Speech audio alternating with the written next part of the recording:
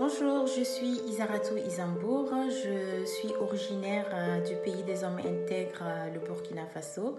Je vis dans le sud de la France depuis 9 ans avec ma famille, plus précisément à Perpignan, où je gère une entreprise d'accueil de jeunes enfants, une micro-crèche, avec sous ma responsabilité 3 salariés. L'épidémie du Covid-19 dont vit le monde entier aujourd'hui nous plonge dans une situation euh, inquiétante sur tous les plans. Comme tous les établissements, ma société aussi a été contrainte de fermer les portes sous les instructions gouvernementales en attendant les nouvelles instructions.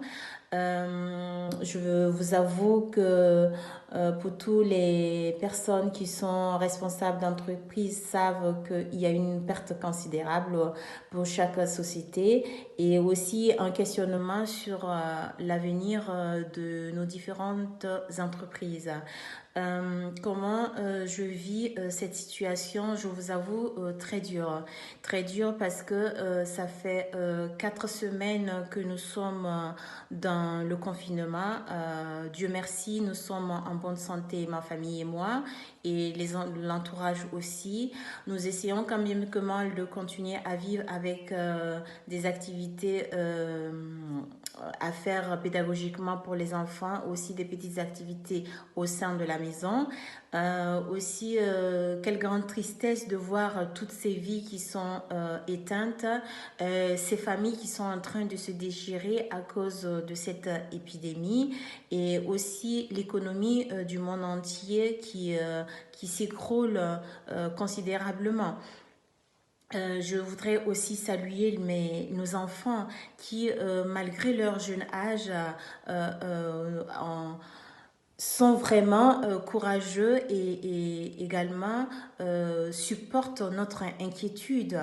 Je pense également à tous nos frères et sœurs africains qui sont dans les différents pays africains. Ce n'est pas facile pour nous ici en les sachant loin de nous et c'est sûrement pas facile encore pour eux quand on sait que dans la majorité de la population africaine vit du secteur informel. Donc ce n'est pas du tout gagné pour eux. Mais je voudrais demander à tous nos frères et sœurs africains de respecter également les consignes du gouvernement. Il faut noter aussi que dans ce confinement, il y a aussi le côté positif qu'il faut voir. Ce côté positif, c'est aussi le fait que nous sommes un peu plus rapprochés de nos familles. Et aussi dans ce confinement, il faut voir que pendant le confinement et même après, nous devons revoir notre façon de vivre. Il faut arrêter le gaspillage, il faut arrêter de se faire la guerre. Il faut, comme on dit souvent, aimons-nous pendant que nous sommes vivants.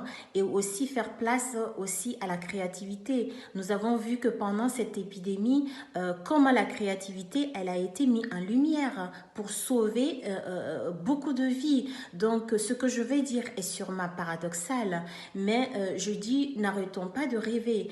Continuons nos rêves, continuons nos projets, continuons à mettre en évidence cette créativité parce que c'est aussi dans la persévérance qu'il y a de l'espoir. Donc, où que vous soyez et qui que vous soyez, je vous salue et vraiment, soyez richement bénis. Accrochez-vous à quelque chose. Soyez vraiment richement bénis. Je vous salue et puis bon courage à tous. Restez chez vous. Merci, au revoir.